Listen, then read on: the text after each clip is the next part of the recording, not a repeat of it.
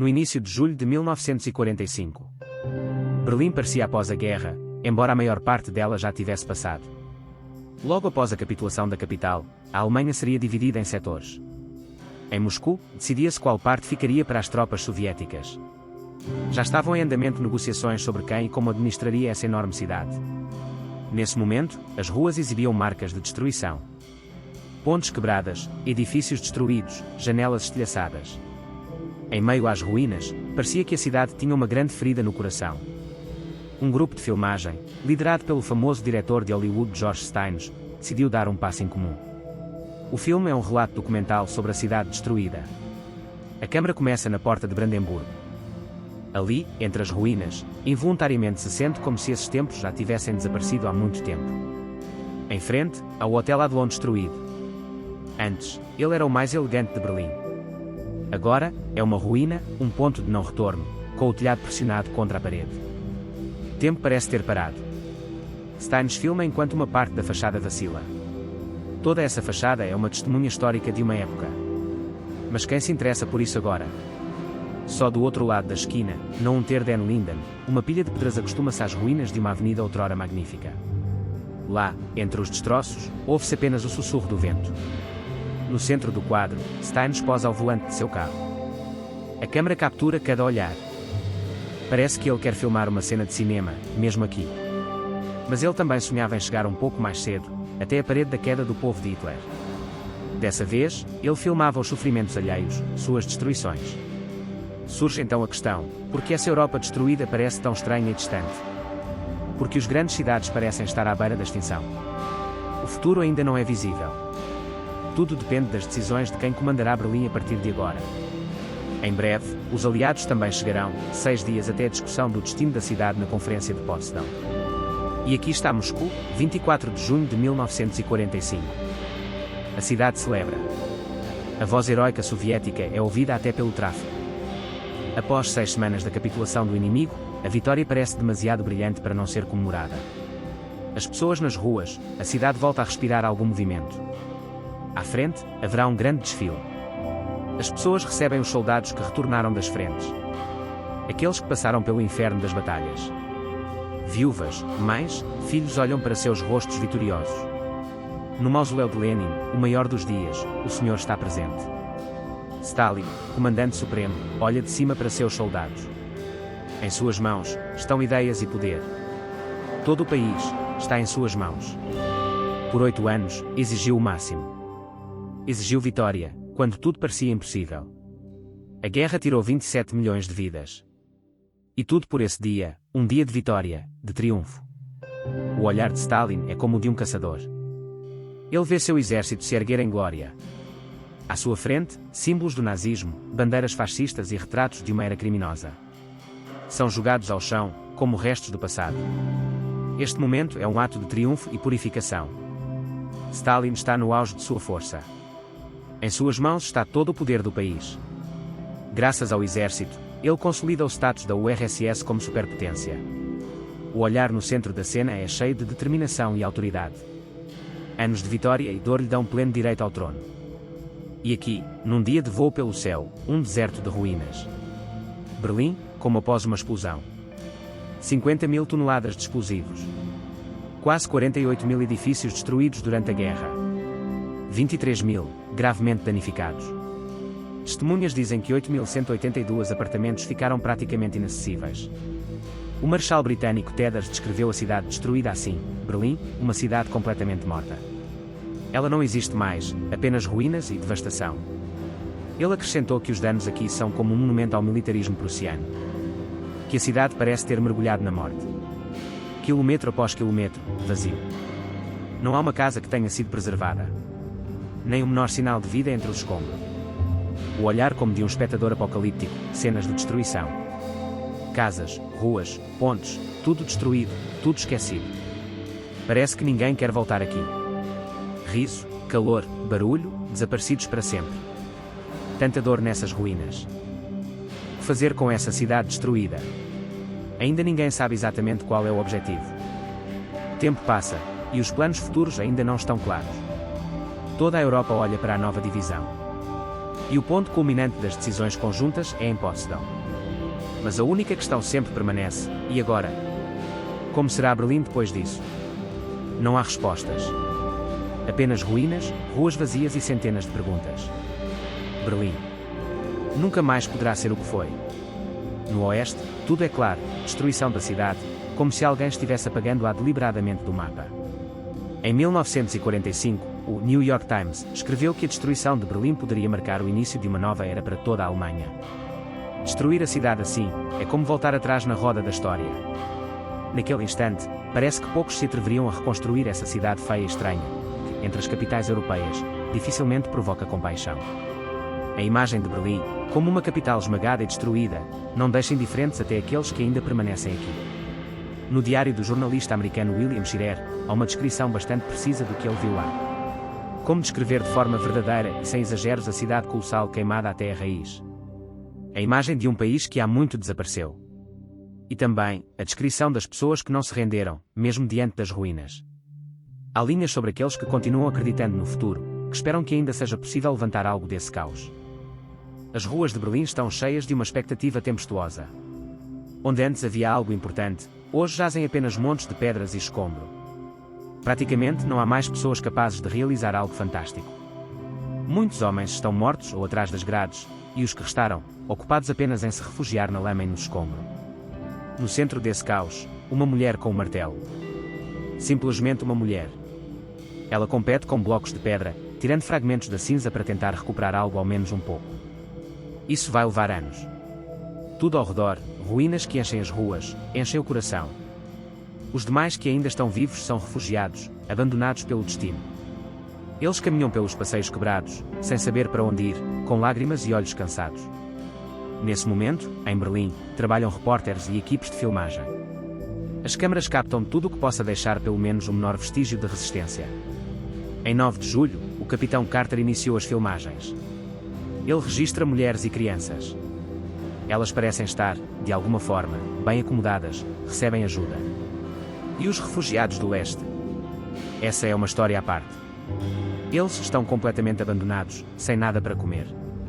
As imagens mostram os moribundos pela fome, rostos esgotados, sem forças e sem motivação.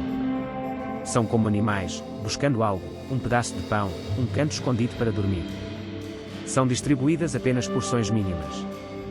Aqueles que estão um pouco melhor são empregados em trabalhos pesados, até mesmo em fábricas perigosas, onde o ar está cheio de vapores tóxicos. São artistas e artesãos.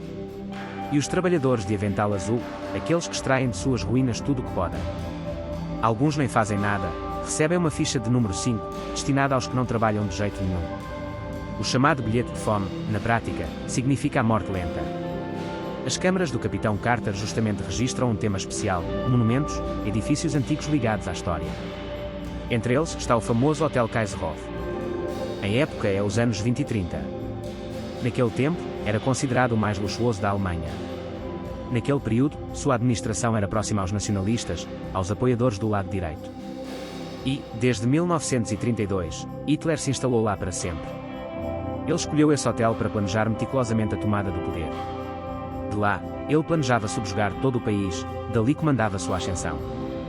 Naquele tempo, não era apenas o coração da cidade, era seu covil. Hoje, entre os escombros, restam apenas ruínas. Paredes derrubadas. Janelas quebradas. Destroços que ainda se lembram das pessoas que passaram por ali. E, na verdade, um dia esse hotel foi símbolo de luxo e poder. Seus salões eram palco de reuniões, de onde vinham as ordens. Agora, tudo é fumaça, cinzas, pedaços de vidro quebrado e pedra. Alguém filmará essas cenas para lembrar que até os mais fortes podem cair. Todo esse horror, toda a história, está gravada em filme. Isso não é apenas um figurino. É um lembrete, até a semente do regime poderoso foi plantada neste escombro, e agora resta apenas cinzas. Berlim foi completamente destruída.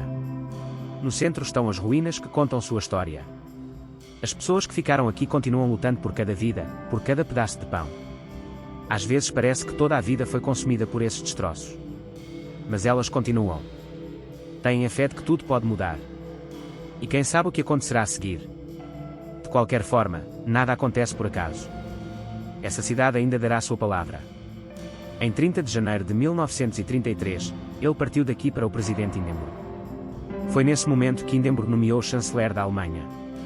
Imagine só, o percurso passava pelas mesmas ruas onde antes se tomava chá ou passeava pelos parques. E ao redor, prédios abandonados, ruínas, lugares esquecidos.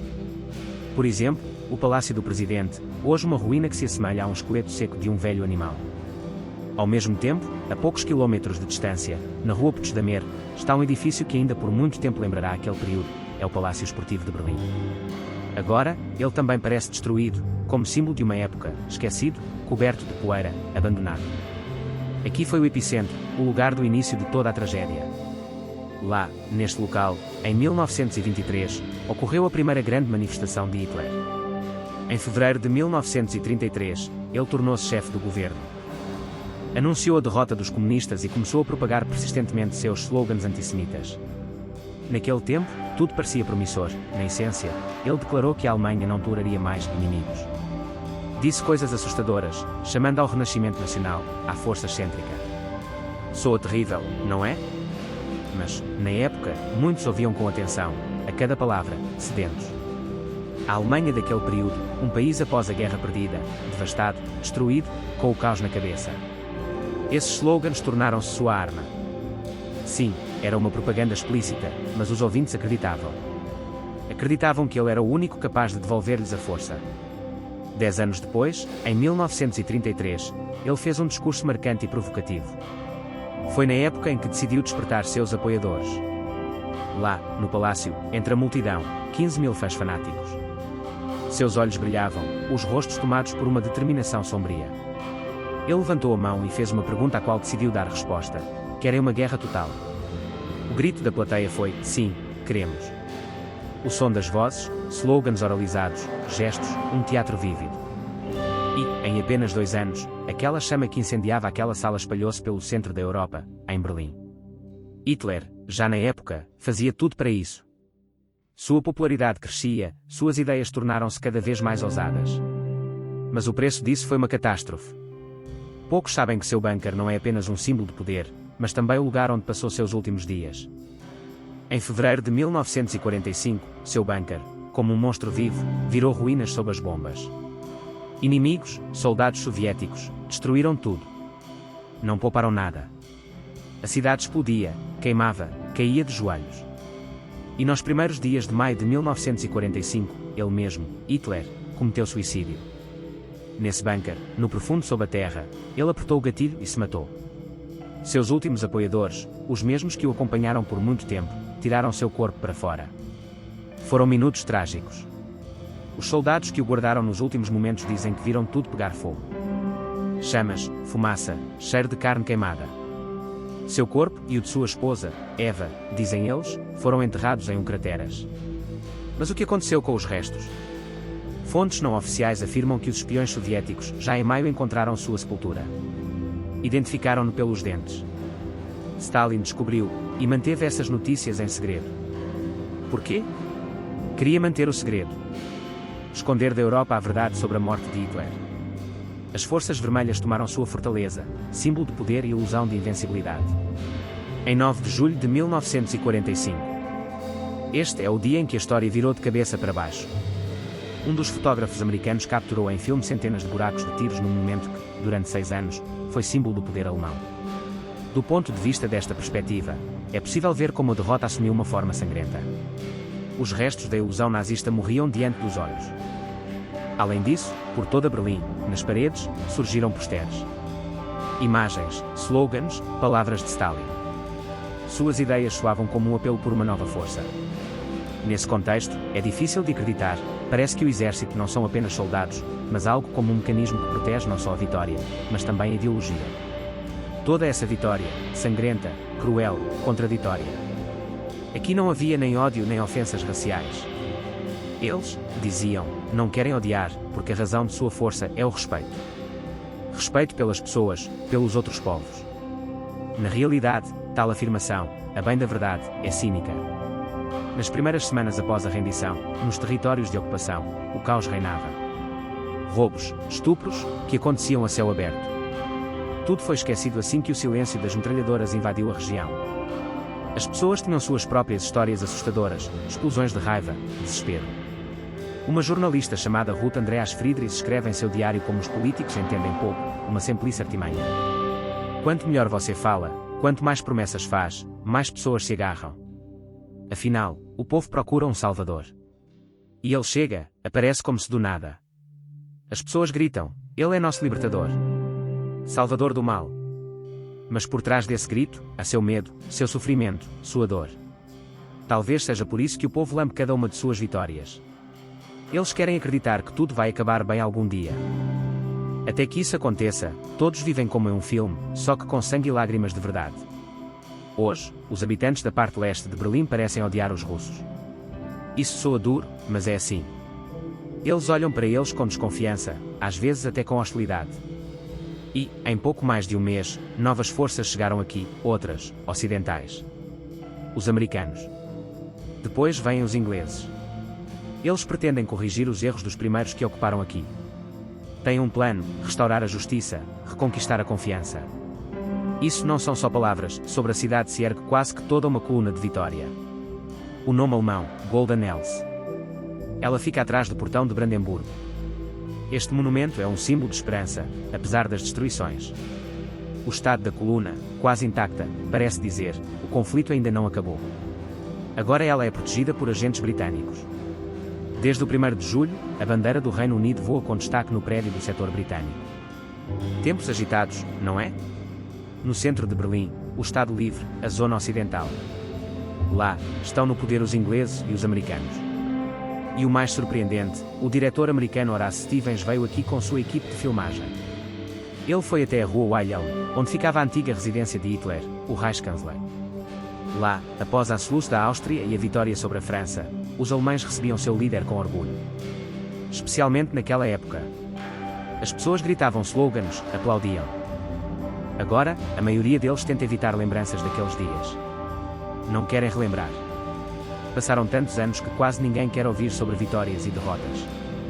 Para eles, é mais importante, simplesmente permanecer vivo. Esses homens se alegram com uma coisa, ter sobrevivido. E por não terem sido enviados de volta para a União Soviética. É preciso saber que tipo de medo era esse. Nem todos chegam lá. E, diante de cada um, está o horror da guerra. Horácio Stevens tem uma permissão especial, filmar dentro daquele prédio destruído. Lá, antes, recebiam convidados estrangeiros. No palácio, durante a guerra, recebiam diplomatas, organizavam bailes e reuniões. Uma vez, naquele pátio, conversavam com representantes inimigos. E agora, no mesmo lugar, cinzas, ruínas. Eles sabem onde está escondido o corpo de Hitler. Na teoria. Dizem que ele foi queimado neste jardim. Mas ninguém sabe com certeza. Toda boateira, apenas suposição. Existe uma única verdade, lá foram encontrados os corpos de Goebbels e de sua esposa Magda. Seus corpos queimados foram levantados pelos gritos dos soldados soviéticos. Após a vitória, eles informaram ao mundo, encontraram os restos do Führer e de seu círculo. A propaganda de Stalin fez seu trabalho. Não há como esconder essa informação. Horácio viaja com uma equipe pelos locais do passado. Em frente a eles, está o monumento ao imperador Guilherme I. Lá, recebem um grupo de soldados soviéticos. Os oficiais já capturaram algumas pessoas importantes. Por exemplo, o chefe da polícia de Berlim, enviado de Moscou. Em maio, ele foi trazido para cá. Armados, patrulham as ruas, buscam os restos do fascismo que ainda permanecem. E ainda, lutam contra o mercado negro. O maior ponto de negociações ilegais é bem na porta de Brandemburgo. Lá, os contrabandistas se reúnem para trocar as últimas coisas sobreviventes após os bombardeios por comida. Muitos vendem tudo.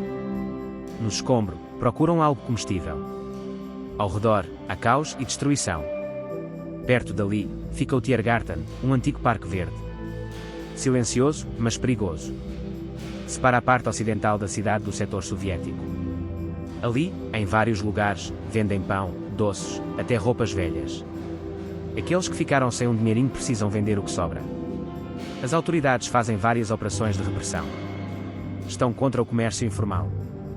Mas, muitas vezes, tudo é inútil. Poucos acreditam que as autoridades vão conseguir controlar.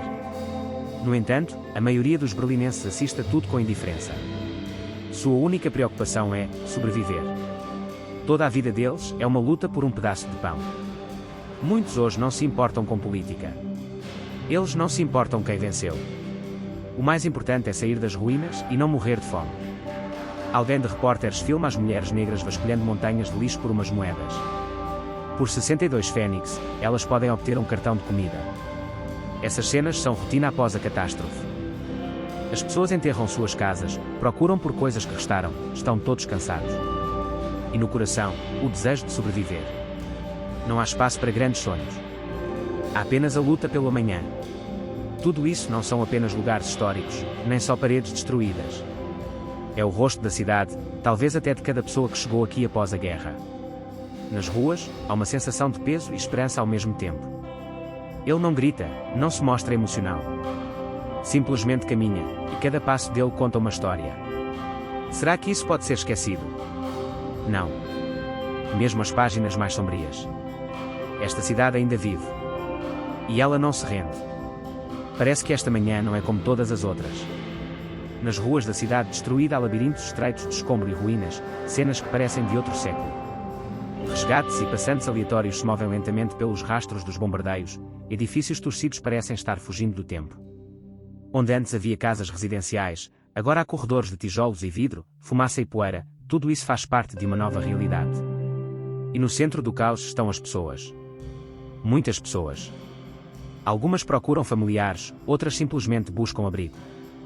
Tudo parece tão duro e tão vivo ao mesmo tempo. Julho de 45, um dia especial. No diário da escritora Ruth Andreas Friedrich, estão registradas suas reflexões sobre o futuro do país. Ela fala não apenas das destruições, mas também das pessoas. Talvez uma parte de nossos infortúnios esteja na falta de personalidades marcantes. Há uma peculiaridade no fato de que cada nação, na essência, é composta pelos mesmos percentuais. Apenas 10% são líderes, o restante, seguidores. Em escala da Alemanha, isso equivale a cerca de 6 milhões de pessoas. Elas pensam, decidem por si mesmas, julgam à sua maneira. Os demais tendem ao indiferente, são pouco autónomos, vivem por inércia. Pode imaginar. 15 anos após a guerra, o que restou dessa riqueza, desses poucos que tinham sua própria opinião? Tudo soa tão complicado. A câmara do operador Carter capta um menino. Seus pais desapareceram. Ele procura o irmão. Nas ruínas, caminham milhares de histórias assim. Pegadas estreitas de refugiados, que atravessam a cidade destruída como veias de sangue. Pessoas, centenas de milhares, vêm do leste, cada uma com alguns pertences. Alguns tiveram que seguir adiante. Berlim está lotado. Os moradores vivem uma corrida constante, inventando maneiras de sobreviver. Água encanada. Pelo menos a gente gostaria de se afogar. As caixas de água nas ruas funcionam, a água vem de poços artesianos. Mas muitas fontes estão contaminadas. A água é perigosa. Quem já viu, ao menos uma vez, o cinto de malha tensionado no braço, entenderá como é fácil se tornar vítima de disenteria ou tifo. Enquanto isso, entre as ruas aparecem aqueles que ainda têm um pouco de esperança. Procuram emprego, trocam objetos, sonham com um apartamento. Novamente, surge esperança e frustração entre as ruínas. Em casas na periferia, em Dahlem, Zehlendorf ou Charlottenburg, onde antes fervia a vida, agora frequentemente funcionam hotéis para tropas. Grã-Bretanha e América ocupam antigas vilas, transformando-as em quartéis. No diário de Friedrich, ela escreve que tanto os russos quanto os franceses também tomaram bairros. Mas a sensação é muito pior quando um golpe assim é dado contra a sua própria casa. Uma rápida evacuação, e tudo o que era importante precisa ser abandonado. Além da porta, há o vazio. Quem deixa sua moradia é tomado pela ansiedade. A casa fica fechada, e parece que o coração foi arrancado do peito. Lembranças dos anos de bombardeios apressados vêm à mente, quando em ruínas se escreviam endereços de outros. Muitas moradias estão destruídas, mas ainda são habitáveis. Mesmo que a fachada esteja destruída, dentro a vida, protegida por uma fina camada de esperança. Nas ruas, à noite, é assustador caminhar. E nesses momentos, parece que você está à beira de um colapso. Um passo, e tudo pode sair do controle. Nesses anos, as ruas estão mais ou menos limpas, mas o movimento quase não existe. Os únicos transportes são carros particulares raros ou ciclistas. O destino da cidade é como um sonho ruim. Cada vez mais, o verde desaparece das ruas. Carter filma cenas com árvores verdes ao fundo. Em breve, no próximo outono, elas serão cortadas para que haja combustível para o inverno. Parecia que tudo voltaria a algum tipo de ordem. Mas no coração, ainda sente-se um vazio. A quilômetros do centro, apenas a memória das antigas ruas, casas destruídas e sonhos despedaçados. A maior parte dos carros que antes enchiam as ruas desapareceu. Foram confiscados pelos alemães ou levados pelos vencedores. As pessoas já se acostumaram a esperar pelo transporte público raro, especialmente numa manhã silenciosa de fevereiro, ao lado da Alexanderplatz. Aqui, raramente se encontram trolebuses ou ônibus. Principalmente, trólebus e bondes estreitos, balouçando. Eles voltaram a circular pelos bairros periféricos da cidade. Por exemplo, desde julho, foi restabelecida a linha do trem elétrico que conecta os bairros residenciais ao centro. Tudo isso parece um lembrete amargo. Antes, Moscou, Leningrado, todos no volante. E as cidades em ruínas. E você, com uma escassez real, de ônibus, de bondes, às vezes até de caminhar mesmo. Dizem que grande parte das ruas amplas agora está vazia.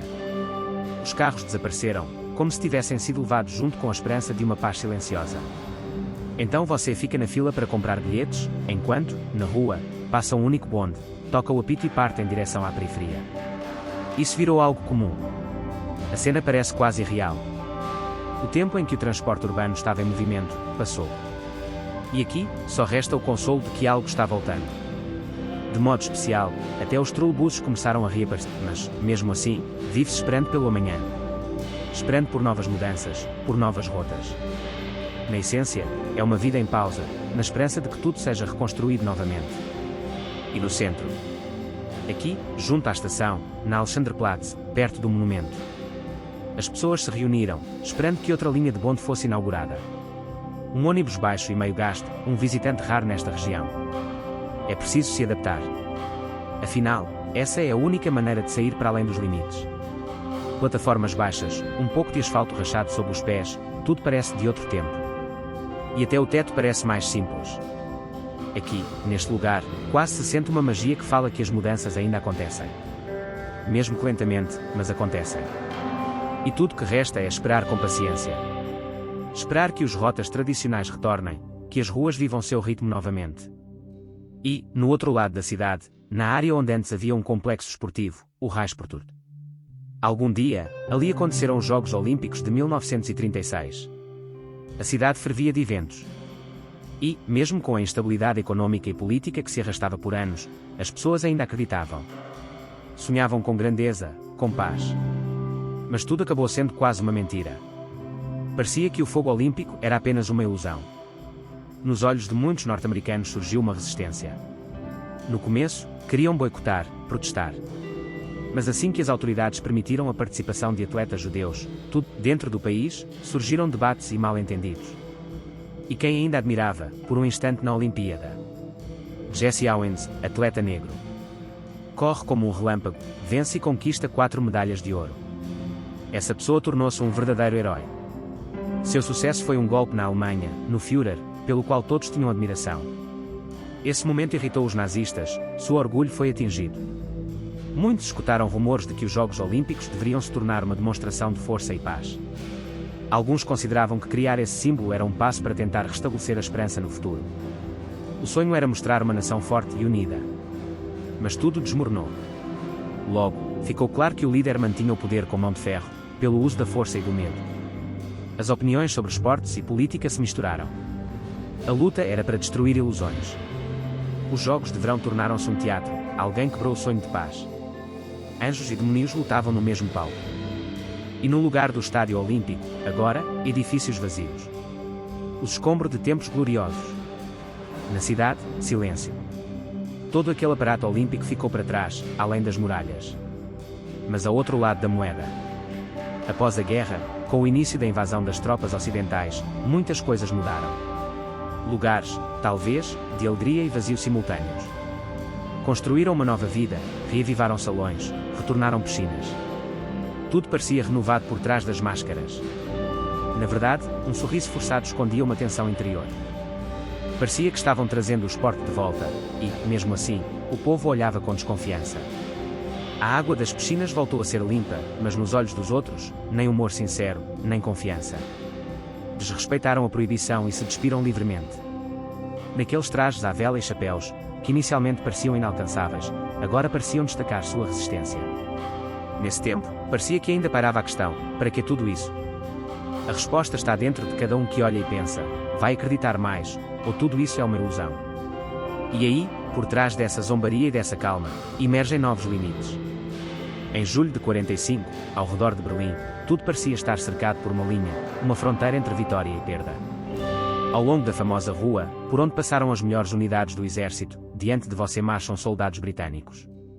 Quanto mais elegantes suas formações, mais evidente era que cada exército tinha sua própria visão de vitória e derrota. O tempo em que essas ruas ecoaram com o estrondo de tanques e sirenes ficou no passado. Certa vez, soldados de uma unidade especial, conhecidas como Ratos do Deserto, eles mesmo assim se chamavam, passaram por dezenas de países.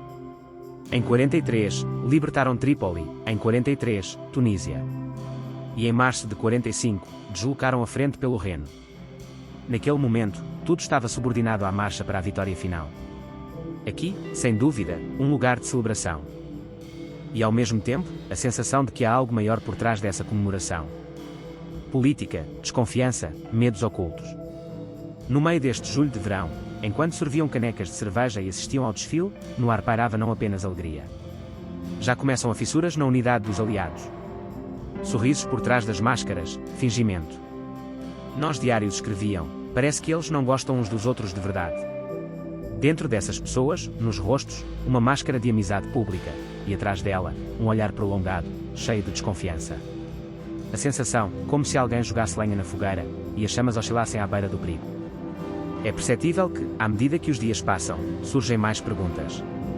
Será que vencemos juntos ou simplesmente estamos temporariamente nos confrontando? O tempo dirá. Por ora, neste dia de verão, nesta cidade, o conflito não declarado só cresce. Não deixe isso soar alto. Imagine que, ao sugerir aos americanos e ingleses que houve dificuldades com a ocupação soviética, suas faces instantaneamente se tornam geladas, como revestidas de gelo. Isso é tudo. Sem exagero. E logo surge uma dúvida: e se tudo isso for verdade? Assim eles atuam, como se tentassem esconder a verdadeira relação entre aliados. Comportam-se como se Londres e Washington não tivessem nenhuma fissura às costas. No palco aparece o general Bernard Montgomery, comandante das tropas britânicas, vindo da Westfália Oriental. Ele carrega uma missão importante: entregar ao Marshal Georgy Zhukov a maior condecoração britânica por méritos. Essas reuniões parecem um teatro, para mostrar que tudo está bem. Na prática, dentro dos aliados, provavelmente há uma luta áspera. Sorrisos falsos, gestos de cortesia, muito parecido com atores atuando para esconder a verdadeira cena. Ao mesmo tempo, em Berlim, chega o diretor George Stevens com sua equipe. Ele planeja filmar um documentário sobre a próxima conferência dos vencedores.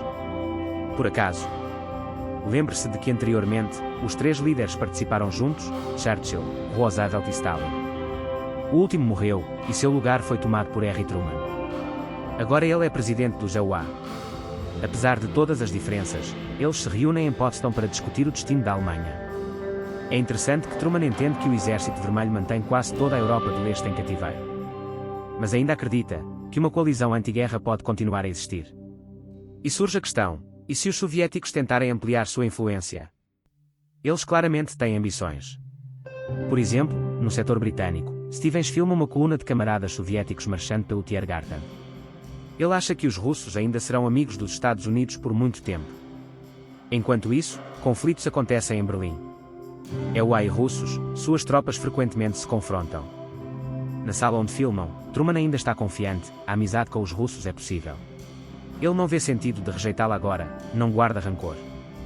Os americanos ainda não descartaram a possibilidade de um futuro comum. Em 14 de julho de 1945, o capitão Carter, do projeto Filme Especial, filma uma cena na Pariser Platz. Essa é parte do setor soviético. Passaram-se bastante tempos e as perguntas só aumentam. Será que a Alemanha teve alguma chance de conservar sua independência após a ruína e a destruição? Será que a Rússia soviética conseguiria manter sua influência? Alguém pretendia deter Stalin, ou ele simplesmente esperava o momento de expandir seus limites? E os países ocidentais, americanos, britânicos, franceses, ainda planejam reconstruir o país. A tarefa é fazer da Alemanha uma nação forte e democrática. Surge então uma questão crucial: e se Stalin realmente confiar no fato de que as tropas americanas logo deixarão a Europa? Assim pensava-se na época. Ou tudo ficará como antes, a Alemanha será como uma ferida aberta, onde os interesses das grandes potências ainda sangram. Mas há outro plano. Menos ferro, mais liberdade. Muitos especialistas acreditam que a única chance é uma economia forte. As autoridades estão conscientes disso. Há uma conversa no diário de Truman com seus conselheiros, onde ainda é discutida a ideia de punir severamente os criminosos de guerra. Quebrar armas, não fornecer mais armas. Controlar os governos. Até que uma geração relacionada ao nazismo desapareça. Mas há também uma proposta: não fechar completamente para eles. Dar a oportunidade de construir uma sociedade atraente e pacífica. É preciso dar uma chance. Sim, em ruínas, mas ainda assim. E se mostrarmos que temos uma vontade sincera de consertar tudo? Talvez seja assim, com uma mão calorosa, e não uma espada. Berlim corre adiante. O tempo parece ter acelerado. Pessoas, carros, sons passam por aqui. Tudo isso é símbolo de luta. Pela reconstrução, por um futuro que ainda está em dúvida.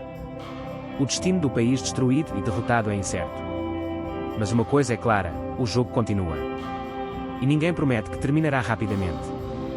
Se nossos inimigos ouvirem e nos perdoarem agora, tudo se tornará possível. Tudo, sem exceções. De forma clara e honesta. Que abandonamos o nazismo, que procuramos novos caminhos, que trabalhamos e estamos voltados para o bem.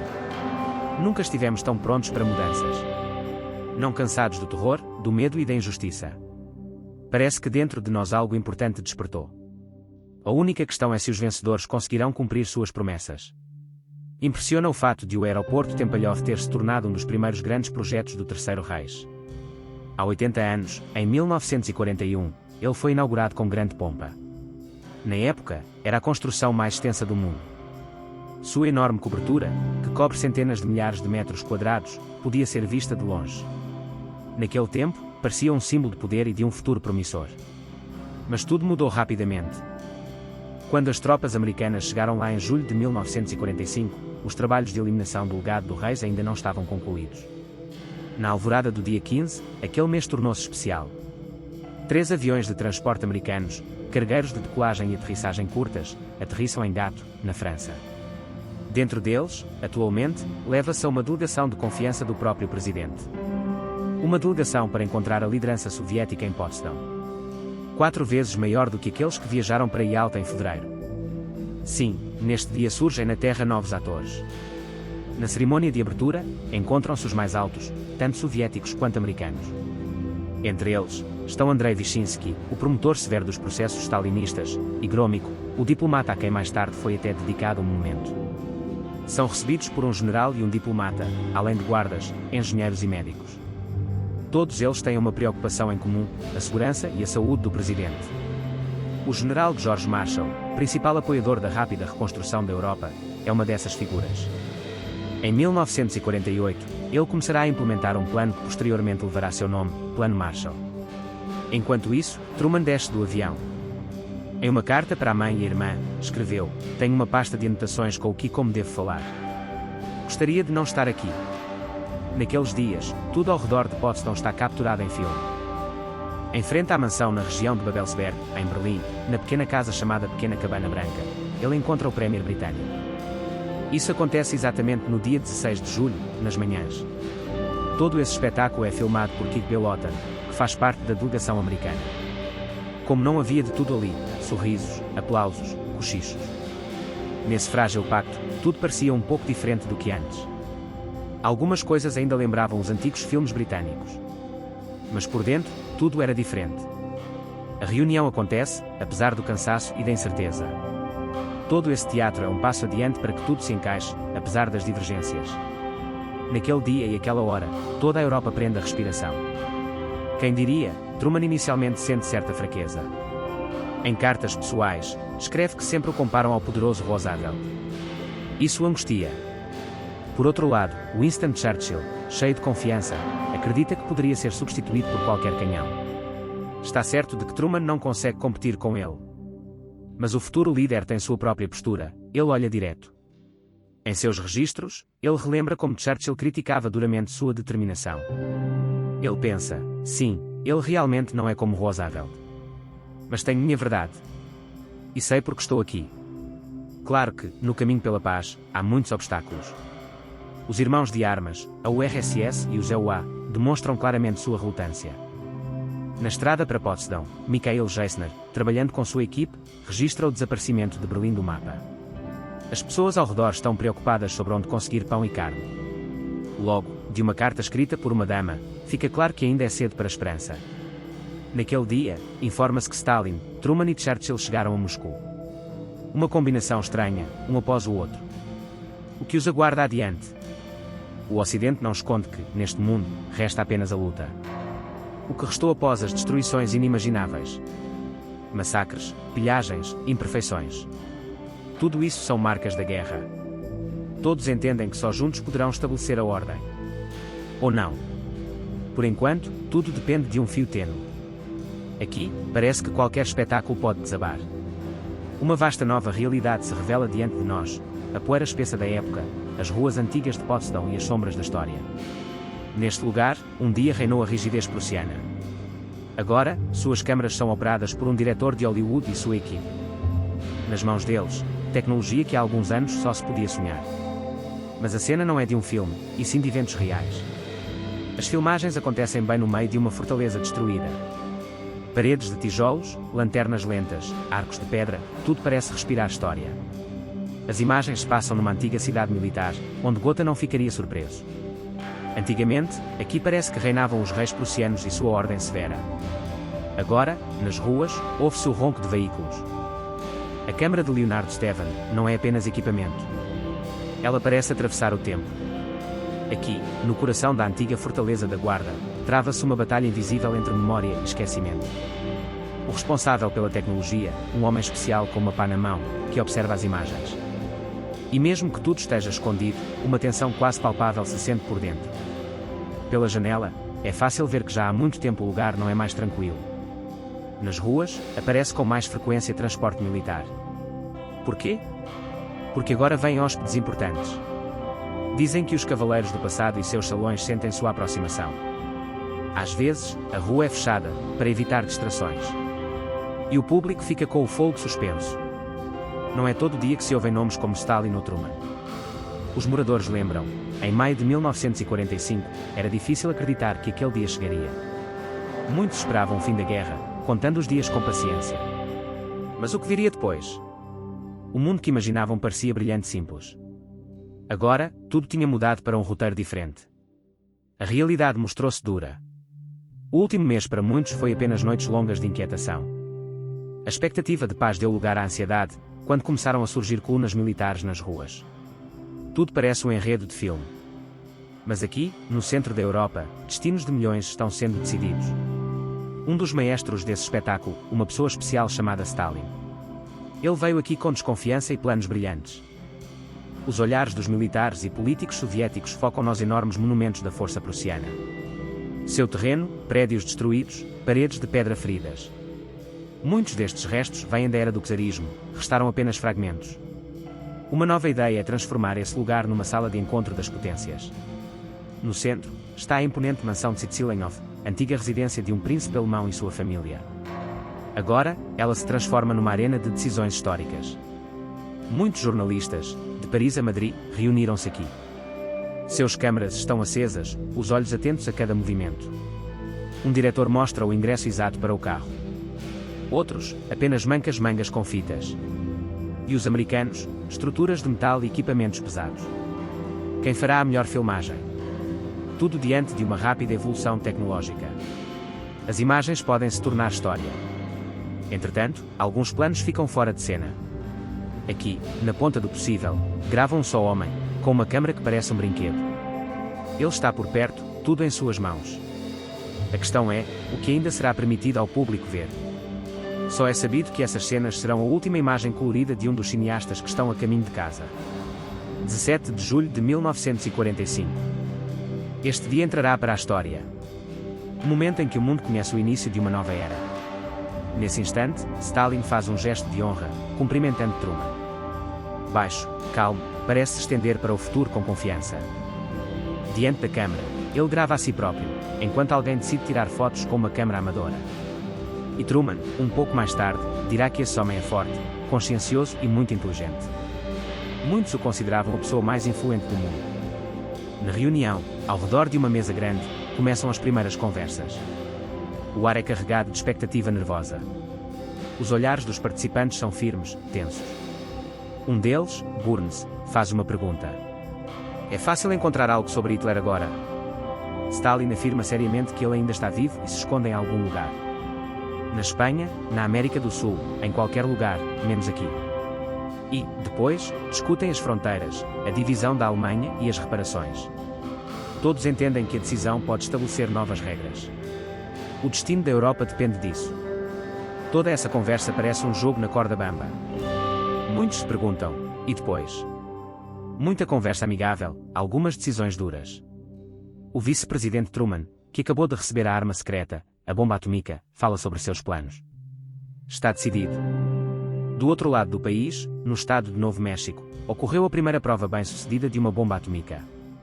O desenvolvimento das tecnologias acelerou centenas de vezes além das tradicionais provas militares. Uma simples conversa sobre fronteiras e guerra marcou o início de uma nova era. Todos percebem que tudo mudará para sempre. O tempo muda de realidade.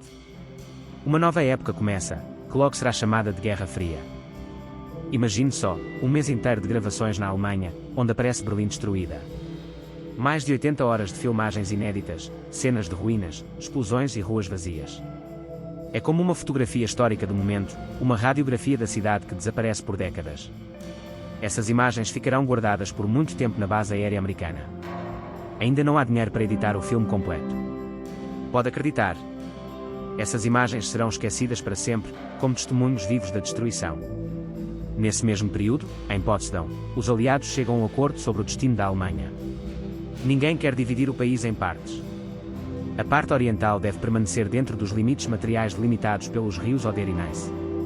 A Alemanha permanecerá desmilitarizada, completamente desarmada. Os criminosos do regime nazista serão julgados implacavelmente perante um tribunal internacional. Toda a esperança está na reconciliação e na reconstrução. No ar, há uma sensação de mudança, como após um longo inverno. Ruth Andreas Friedrich olha tudo isso com otimismo. As notícias, os títulos, destacam palavras que parecem brilhar. O acordo de Potsdam é como um sinal de que tudo pode ser mudado. A guerra está recuando, a destruição fica no passado. O acordo provisório é um passo em direção a uma nova vida. Os aliados concordam em estabelecer uma política comum nas regiões ocupadas. Apostam na ordem e na justiça, na esperança de que isso traga uma paz duradoura. Todos estão convencidos de que agora haverá um futuro justo e sólido. Na teoria, tudo soa excelente. Essa declaração parece um conto de fadas. Um brinde à vitória e a uma paz duradoura.